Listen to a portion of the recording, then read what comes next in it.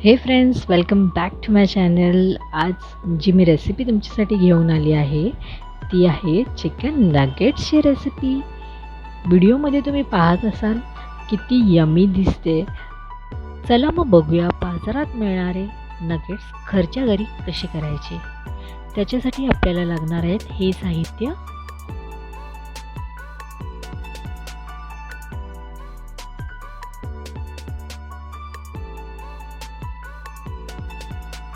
नमस्कार, कल्याणी स्टाईल कुकिंगमध्ये तुम्हा सर्वांचं स्वागत आहे. मित्रांनो, जर तुम्हाला माझ्या रेसिपीचे व्हिडिओज आवडत असतील तर प्लीज माझ्या चॅनलला सबस्क्राईब करा आणि नवीन नवीन रेसिपीजच्या अपडेटसाठी बेल आयकॉनवर क्लिक करा.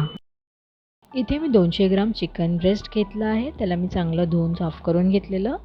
आता आपण ह्याचे बारीक बारीक तुकडे करून घ्यायचे आहेत.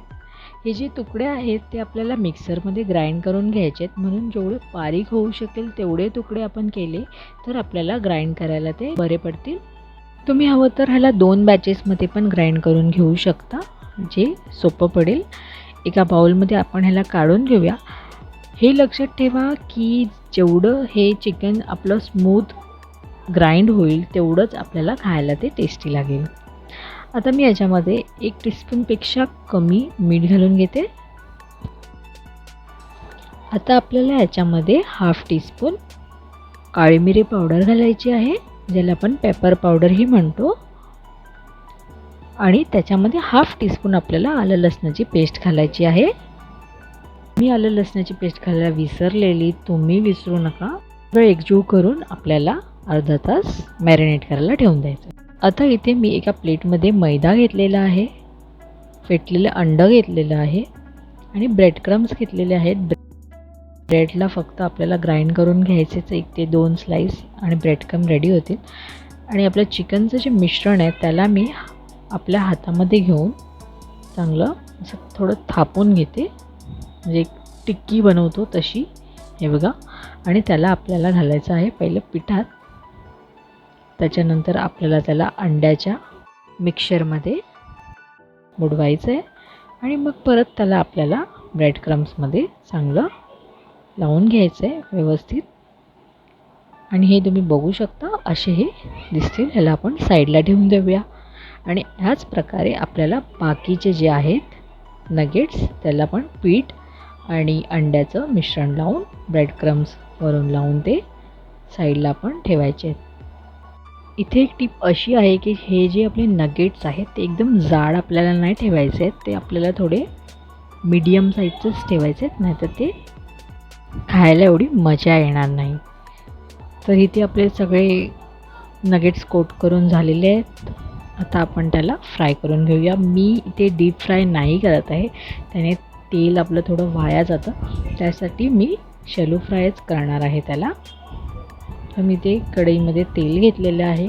ते चांगलं गरम करायचं आहे आपल्याला आणि मग त्याला मीडियमवर करायचं आहे. आधी आपल्याला फास्टवर ठेवायचं आहे, मग मीडियमवर करायचं आहे. आणि एक एक करून आपले जे नगेट्स आहे ते त्याच्यामध्ये आपण फ्राय करून घेऊया.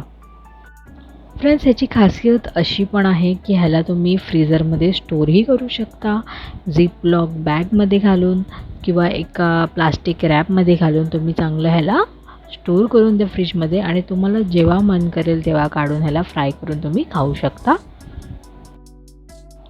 इथे मी थोडी जागा करते आणि म्हणजे जे बाकीचे पण उरलेले नगेट्स आहेत त्याला पण मी ह्याच्यामध्ये फ्राय करून घेते. हे नगेट्स आपल्याला मीडियम फ्लेमवर ब्राऊन होईपर्यंत 3 ते 4 मिनटं लागतील एक साईडला फ्राय व्हायला. आणि मग त्याला टर्न करूया आणि 3 ते 4 मिनटं आपण दुसऱ्या साईडला पण त्याला फ्राय करून घ्यायचं आहे. आणि आता लवकरच पावसाचा महिना पण येतो आहे आणि तेव्हा आपण हे स्टोर करून ठेवू शकता फ्रीजमध्ये. आणि जेव्हा पाऊस पडेल तेव्हा काढायचं, गरमागरम फ्राय करायचं आणि चहा घ्यायचा आणि मस्त ह्याला आपण एन्जॉय करायचं. इथे आपण बघू शकता तेलावरचे बबल्स थोडे कमी झाले आहेत, म्हणजे आपले नगेट्स चांगले फ्राय झालेले आहेत. त्याला आपण एका टिश्यू पेपरवर काढून घेऊया, म्हणजे जे एक्सेस ऑइल आहे ते निघून जाईल.